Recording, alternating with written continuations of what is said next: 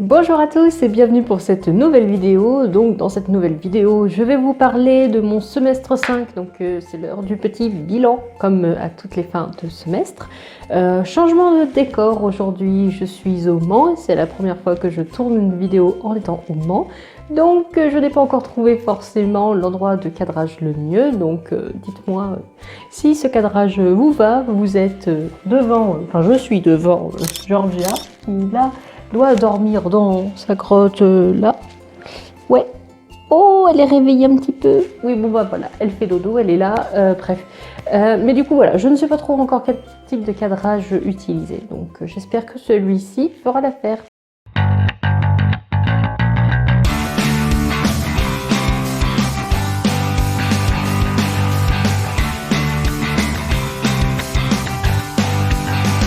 Du coup, aujourd'hui, on se retrouve pour parler de mon semestre 5. Donc tout d'abord, je vais donner un petit peu mon ressenti général. Donc le semestre 5, comme le semestre 4, on a été sous conditions Covid. Donc clairement pas des conditions optimales et surtout pas les conditions normales de ce semestre. Alors, moi j'attendais avec impatience la troisième année. En fait, tout le monde attend avec impatience la troisième année quand on est en Allemagne parce que les 2 premières années sont les années avant clinique, comme j'en avais déjà parlé. Et c'est beaucoup de travail et c'est des matières très générales, etc. Et tout le monde a hâte en fait d'être en troisième et quatrième année parce que c'est enfin le début des matières vraiment cliniques, vraiment véto. Et surtout, le rythme, il baisse nettement parce qu'il n'y a plus d'anatomie. Alors il y a quand même du travail, mais comme il n'y a plus d'anatomie, en fait, on peut commencer enfin un petit peu à respirer et à profiter de la vie étudiante. Donc dès que j'étais arrivée à l'école, j'étais déjà un peu en train de me projeter, disant je suis pressée d'être en troisième année, et maintenant que j'y suis, et bien en fait, j'ai été enfermée la plupart du temps, comme tout le monde. J'étais censée commencer les pratiques sur les animaux, tout a été à distance. J'étais censée avoir ce qu'ils appellent une Physikungsparty, donc quand vous avez fini les examens de fin de deuxième année, en novembre de votre troisième année, vous faites une grosse fête en boîte, toute la promo a le même t-shirt, il y a un slogan des examens qui sont passés, etc. Et c'est vraiment une des fêtes phares de l'année. Du coup, bien sûr, il n'y a pas du tout eu. Donc, déjà un petit peu frustrée de ne pas avoir cette Physikungsparty, mais c'est pas grave. Surtout les pratiques pour les animaux qui me dérangeaient le plus. Mais voilà, du coup, c'était un petit peu moralement dur de rester chez soi, de ne pas voir mes amis. Je me suis vraiment sentie seule en fait ce semestre, seule devant mon ordinateur. Et j'ai eu des soucis de baisse de motivation, de concentration. C'est comme jamais j'en avais jamais eu encore, enfin du moins depuis que je suis en veto. Mais voilà, donc ça a été un petit peu, j'ai dû un peu me battre pour garder la concentration. Et c'est aussi pour ça que j'avais fait des vidéos un petit peu productivité et tout, pour un petit peu me motiver en vous motivant. Et ça a bien marché plutôt, mais j'ai passé une première partie de cinquième semestre à avoir beaucoup de difficultés de concentration. Donc je sais que mon cas n'est pas isolé, on est beaucoup les étudiants dans cette situation et j'espère que pour vous ça a été, parce que globalement je peux pas trop me plaindre, mais j'espère que voilà, que globalement pour vous ça s'est bien passé. Donc j'ai eu 90% de mes cours à distance et j'ai eu on va dire 10% de présentiel, un petit peu de TP de propédeutique, donc auscultation, un petit peu de TP de diagnostic de laboratoire, donc en médecine interne, on va dire plutôt, non si c'est médecine interne parce que c'est de l'hématologie, etc. Et en diagnostic de laboratoire niveau bactériologie.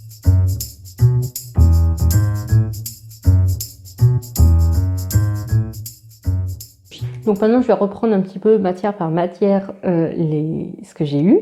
Donc en matière que j'ai repris par rapport au quatrième semestre, j'ai eu la propédeutique. Donc je parle beaucoup plus de la propédeutique, je crois, dans la vidéo sur la deuxième année. Donc n'hésitez pas à aller voir cette vidéo.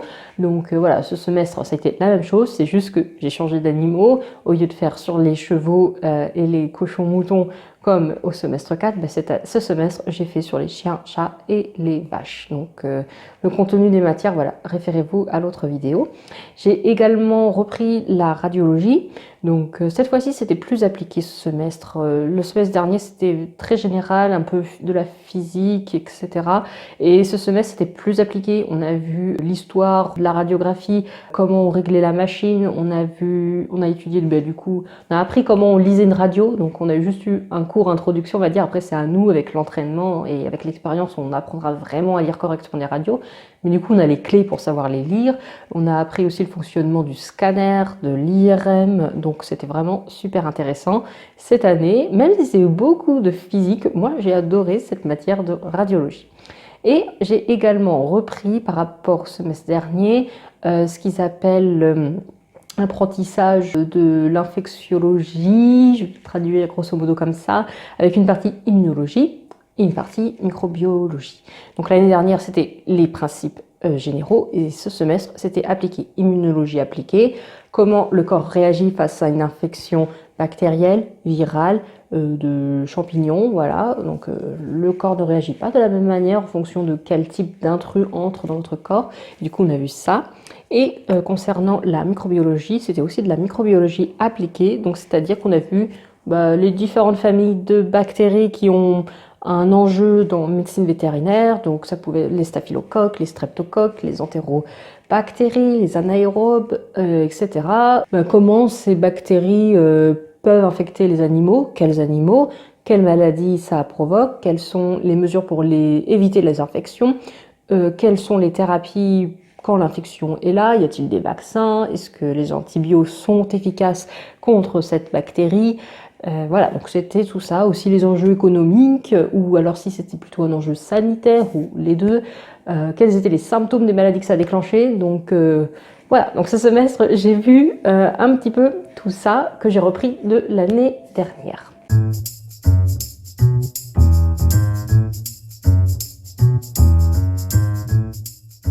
Donc concernant les nouvelles matières, j'ai tout d'abord eu la pharmacologie. Ça, je crois que c'est une des matières où je m'étais dit « Oh, trop cool, pharmacologie, ça fait tellement vétérinaire, etc. » Bon, je vous avoue que j'ai pas trop suivi, voilà, ça fait partie des grosses matières que je regrette un petit peu Enfin, j'ai pas réussi à accrocher parce que j'ai pas été concentrée et du coup, après quand tu laisses traîner, c'est dur de rattraper. Donc, il faut vraiment que dès le début du semestre prochain, je me mette à la pharmacologie parce que ça va être un gros examen, c'est une grosse matière. Donc il faut que je m'y mette. Donc qu'est-ce que c'est la pharmacologie? Je pense que vous en doutez avec le nom. C'est l'étude des médicaments. Donc ça va être apprendre... on avait une première partie générale, quel est l'impact, enfin quel est l'effet du médicament sur l'organisme, et ça s'appelle la pharmacodynamique, et quelle est la réaction de l'organisme sur le médicament, et ça s'appelle la pharmacocinétique, cinétique. Oui, c'est ça, la pharmacocinétique. Et on a commencé à voir la pharmacologie appliquée, c'est-à-dire les différentes classes de médicaments. Donc ce semestre, on a vu les anesthésiants, les médicaments pour les maladies du système nerveux, les antiépileptiques, les antihistaminiques. Et voilà, on a vu ça et on fera la suite au semestre prochain. Donc c'est vraiment une grosse matière, la pharmacologie, et qui est assez compliquée. C'est beaucoup de chimie et de biochimie. Mais du coup, voilà, appliqué là pour les médicaments et les thérapies. C'est quand même intéressant, je sens que c'est intéressant quand je vais m'y mettre vraiment dedans, mais il faut que je m'y mette. Ensuite, j'ai eu un cours de maladies des reptiles et amphibiens. Donc, j'étais super contente d'avoir ce cours-là, parce que comme en octobre dernier, du coup, on a acheter Petite Georgia, ça m'intéressait d'avoir ce cours-là maintenant. Comme ça, j'avais déjà un aperçu de quels étaient les éventuels problèmes qui pouvaient arriver chez un reptile quand ça n'allait pas. Voilà, maintenant je sais des trucs et je me dis, bon, en fait, ça va, on fait bien comme il faut, on l'a bien mis les bonnes installations, et donc je suis rassurée. Mais bref, je diverge un peu. Mais du coup, vous en doutez, du coup, on a vu les différentes maladies pour les reptiles et amphibiens. Donc, c'était surtout les grenouilles, pas beaucoup finalement, les amphibiens, parce que les gens ont surtout des reptiles, donc serpents, tortues et lézards. Donc, on a vu les maladies, donc des différents systèmes, donc système digestif, système reproducteur, les maladies liées à une mauvaise alimentation ou un mauvais élevage, on va dire. Donc, c'est-à-dire que s'il n'y a pas les installations correctes, ça peut provoquer des problèmes sur les animaux. Donc, c'était une matière que j'ai trouvée super intéressante pour la culture générale, déjà, moi en tant que propriétaire de reptiles.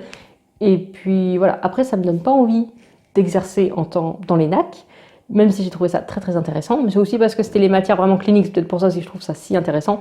Moi, je n'ai aucun a priori à avoir en consultation plus tard des reptiles pour faire une première consultation en attendant de rediriger vers un spécialiste si c'est trop compliqué. Ensuite, on a eu un cours qui s'appelait médecine de la reproduction. Donc ça, j'avoue, c'était aussi des cours qui étaient intéressants. Donc on a vu un peu sur tous les animaux, chiens, chats, chevaux et vaches. Voilà, ça c'est les catégories d'animaux qu'on voit le plus. On a vu tout ce qui était l'endocrinologie, des hormones appliquées au cycle sexuel, donc les cycles sexuels du coup chez ces différents animaux, leur comportement lors de l'acte sexuel. En fonction des animaux, c'est pas pareil. Et on a vu tout ce qui était une grosse partie insémination, donc c'est-à-dire comment on prélève du sperme, surtout sur les vaches, du sperme de taureau, comment on fait pour le transporter, le conserver, faire des sélections parfois de spermatozoïdes spéciaux pour retirer les spermatozoïdes défectueux et comment on pratique l'insémination sur la vache. Donc j'avoue que la partie insémination, c'est pas forcément ce qui m'a le plus intéressé. C'était plutôt la partie endocrinologie, les cycles sexuels, etc. Mais c'était quand même une matière intéressante et on a vu une matière qui était vraiment un petit peu dans le même style. Alors je reprends juste mes notes et qui s'appelait obstétrique néonatologie. Donc la médecine de la reproduction, c'est plus le avant la reproduction, on va dire. Pendant la reproduction et obstétrique néonatologie, c'est plutôt la mise à bas et les petits. Donc on a vu la mise à bas générale, pareil, surtout sur la vache, les chevaux et les chiens-chats. On a vu, c'était beaucoup aussi sur les vaches, donc les premiers soins qu'on donne aux veaux, les maladies liées à la gestation de la vache et liées à la mise à bas, les maladies du veau nouveau-né. Donc ça aussi, c'était vraiment moi qui veux faire de la mixte rurale, c'était vraiment quelque chose d'intéressant. C'est assez pratique aussi, beaucoup de vidéos avec des vidéos de mise à bas, des vidéos de comment on s'occupe, qu'est-ce qu'on fait, les gestes à faire quand un veau vient de naître, etc. Donc c'était super intéressant. Donc ensuite, il y avait une matière qui s'appelait médecine interne. Donc en soi, ça faisait que 2 heures par semaine, donc c'était pas tant que ça. Mais finalement, c'est la base de beaucoup de matières qui viennent au fur et à mesure, et du coup, c'est quand même une matière très importante. Et on avait aussi quelques TP qui étaient des reconnaissances de cellules sanguines au microscope. Donc là, la médecine interne, c'était un peu la suite de la pathologie, j'ai trouvé. On voyait les maladies des différents organes, donc les maladies, par exemple, système digestif, cardiovasculaire, système urinaire, reproducteur, etc. Et on voyait quels étaient les symptômes d'une maladie de ce système-là, quels examens il fallait faire, quand on fait une prise de sang, qu'est-ce que je regarde comme paramètres. C'est l'apprentissage de qu'est-ce que je fais pour pouvoir poser un premier diagnostic et qu'est-ce que je fais pour poser un diagnostic plus poussé. Donc, voilà, qu'est-ce que je regarde dans mes analyses, et si mes analyses m'indiquent ça, qu'est-ce que je recommande comme examen complémentaire. Ça peut être une échographie, une radio, enfin tout ce qui est imagerie, ou je ne sais pas, des tests, par exemple sur du diabète, on va faire des tests à l'insuline, on injecte une quantité d'insuline et on va faire des prises de sang régulières pour savoir comment la glycémie réagit et déterminer quel type de diabète c'est. Donc c'est très intéressant, mais c'est beaucoup de choses. Et on a vu aussi un petit aperçu de quelle thérapie je mets en place si j'ai tel diagnostic, mais ça c'est plutôt la partie de la pharmaco, donc c'était très succinct. Ça regroupe beaucoup de choses et c'est vraiment là le métier de fond de vétérinaire finalement, parce que c'est comment je pose un diagnostic. Et c'est ce qu'on nous demande de faire quand on est en consultation. Ensuite, j'ai eu une matière qui s'appelait hygiène. Donc j'avoue, ça fait partie des matières que j'ai pas été très concentrée, voilà. Après, voilà, c'est vrai que moi, je suis fautive parce que j'avais des problèmes de concentration, etc. Mais parfois aussi, les profs sont fautifs. Je trouve qu'il y a des profs qui, avec la mise à distanciel, ont réussi à rendre leur matière super intéressante quand même, et des profs qui n'ont pas réussi à faire accrocher les gens. Enfin, moi, personnellement, n'ont pas réussi à me faire accrocher. Après, peut-être que ça aurait été exactement pareil si on avait été en présentiel, je ne sais pas. Mais voilà, j'ai eu du mal. Donc, qu'est-ce qu'on fait en hygiène? En fait, c'est tout ce qui est à voir déjà avec les animaux de production. Donc, quand on est dans un élevage de cochons, de vaches, de moutons, etc. Et c'est plutôt au niveau, on va dire, gestion bâtiment. Au niveau de l'hygiène, la désinfection, comment je fais pour éviter les risques sanitaires, éviter les zoonoses. quel est mon plan de nettoyage, mon plan de désinfection, qu'est-ce qui est efficace.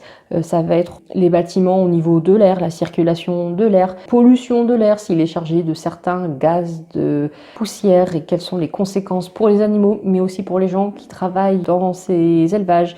Ça va être la gestion des déchets et des excréments des animaux, mais aussi des déchets liés à l'activité d'élevage. L'énergétique des bâtiments, je crois qu'on a vu un petit peu aussi, je suis plus sûre. Donc voilà, ça va être tout ce qui est sur la gestion du bâtiment pour que l'élevage se passe dans les meilleures conditions possibles. Donc en soi, c'est pareil, je veux faire de la rurale, donc c'est quand même super important, mais j'ai eu du mal à accrocher. Là, j'ai un examen en fin mars, donc il va falloir que je m'y mette. Voilà, et enfin, j'ai eu de l'agroalimentaire, donc c'est pareil, c'est une matière que en fait, c'était des trucs, des cours pas en ligne, c'était des cours asynchrones où on lisait un document PDF. Et c'est vrai que c'est une matière, comme vous vous en doutez, parce que pour ceux qui ne savent pas, je suis ingénieur agroalimentaire. C'est une matière que je regardais quand j'avais un peu de temps. Donc je regardais peut-être, je sais pas, une fois par mois et je regardais les 4 PDF d'un coup.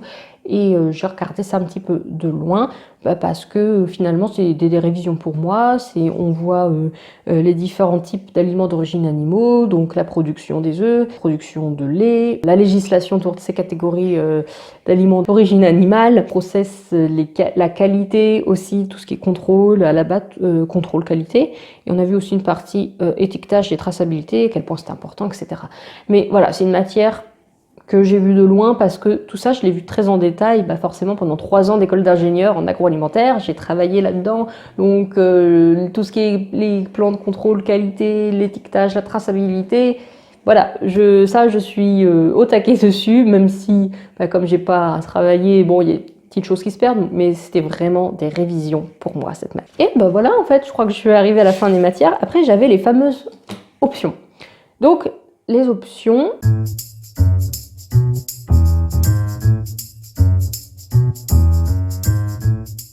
Cette année, j'en ai pris pas mal, j'en ai pris 4. Il y en avait 2 grandes et 2 petites. Après, il y en avait 2 grandes de 14 heures chacune, je crois. Donc la première, c'était sur l'euthanasie. Donc je vais pas en parler plus parce que j'ai fait une vidéo exprès sur cette option d'euthanasie que vous pourrez retrouver là si le sujet vous intéresse. Et je vous conseille d'ailleurs parce que l'euthanasie, c'est un sujet auquel peut-être vous n'avez pas forcément envie d'avoir à faire, mais c'est super important dans le quotidien d'un vétérinaire de parler euthanasie, de parler tranquillement, ouvertement d'euthanasie. Donc n'hésitez pas à aller voir cette vidéo. Et sinon, j'ai pris une option de médecine bovine, donc c'est un approfondissement des cours de tronc commun, mais même si on n'a pas vraiment eu encore ces cours-là, mais c'est un approfondissement. Donc on a eu un cours à chaque fois sur une thématique différente, un cours sur la gestion de la douleur chez les bovins, un cours sur les mammites, un cours sur les boiteries, un cours de néonatologie, je crois, avec d'autres choses qu'on n'a pas vues en néonatologie du cours normal. Et aussi, je crois qu'il y avait une séance de conseil dans un bâtiment d'élevage. Quand j'arrive, qu'est-ce que je regarde, qu'est-ce que je note, quelles sont les pistes d'amélioration à apporter dans un élevage bovin. Donc c'était super intéressant comme matière. Et après, j'ai pris 2 petites options de nutrition de 2 heures chacune. Une sur le BARF, qui a duré 2 heures, et une autre sur la ration ménagère. Ration ménagère et alimentation, parce que finalement, ça a été ration ménagère / croquettes sans céréales, croquettes véganes. C'était super intéressant. Après, voilà, on n'a pas été dans le détail, parce que 2 heures sur chacun de ces sujets, alors qu'il faudrait de nombreuses heures. Mais ça a permis déjà, après je me renseigne sur le sujet déjà, mais ça a permis de regarder les enjeux de ces méthodes-là, quels sont les potentiels problèmes qui peuvent arriver, en quoi ça consiste. Donc c'était super intéressant. Et de toute façon, voilà, pour ceux qui regarderaient cette vidéo, qui se demanderaient comment sont formés les vétérinaires en nutrition, là je vous parle de 2 options de 2 heures, mais c'est parce que je n'ai pas du tout encore eu vraiment les matières de nutrition animale. J'ai eu une partie alimentation animale qui était en 2e année, et tout ce qui est vraiment nutrition animale, je vais l'avoir en 4e année. Donc voilà, c'était un petit peu le tour de cette vidéo de ce semestre 5. Alors si oui, les examens que j'ai eus, donc je vous en avais parlé déjà pas mal dans mes vlogs finalement. Du coup, j'ai eu un examen d'immunologie où j'ai eu 14,5 sur 20, donc voilà, très bien. J'ai eu un petit examen de médecine interne où j'ai eu 150 sur 163, donc ce qui est très bien aussi. Un examen de microbiologie où j'ai eu 36 sur 50, voilà, c'est pas excellent, mais c'est quand même bien aussi. Et là, j'ai encore examen de propédeutique début mars, examen de hygiène fin mars et examen de radiologie début avril. Donc cette année, c'est un peu... Voilà, je suis toujours avec 2 mois et demi sans cours, comme d'habitude. Sauf que là, mes examens, ils sont vraiment étalés. J'ai pas vraiment de période de vacances. C'est à moi de m'organiser mes révisions et mes vacances pour pas arriver épuisée au semestre prochain. Donc ça va être un petit peu la difficulté de ces vacances-là, de gérer révision et aussi gérer la détente. Mais voilà, je ne sais pas encore trop comment je vais faire, mais là déjà je suis pas trop stressée pour le prochain examen, donc plutôt tranquille. Mais voilà, je vous en dirai plus, donc n'hésitez pas à me suivre sur Instagram si ce n'est pas fait, et je donne des nouvelles un peu plus au jour le jour si vous voulez me suivre dans cette période d'examen et puis pour la suite. Voilà, donc c'était tout pour cette vidéo. Merci d'avoir regardé jusqu'au bout. N'hésitez pas à vous abonner, à liker la vidéo, à me dire en commentaire si ça vous a plu et si ce nouveau cadrage vous plaît. Je vais essayer, je pense pour la prochaine vidéo, peut-être de tenter un autre cadrage pour que vous me disiez ce que vous préférez. Et puis je vous dis à la prochaine. Tchuss!